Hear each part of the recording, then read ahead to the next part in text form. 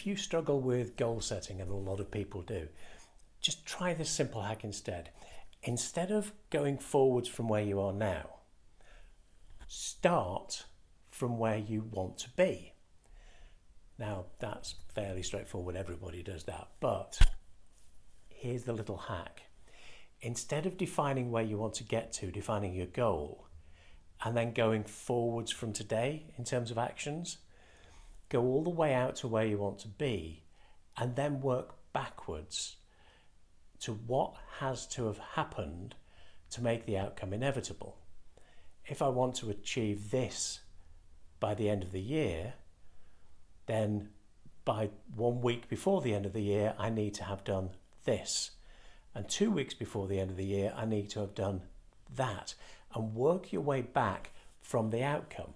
Think of it as hashtag backwards.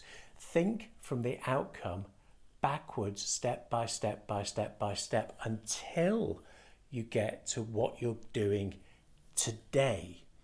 Because if you do it the other way around, you take all today's limitations and problems and mindset with you and just drag them into the future.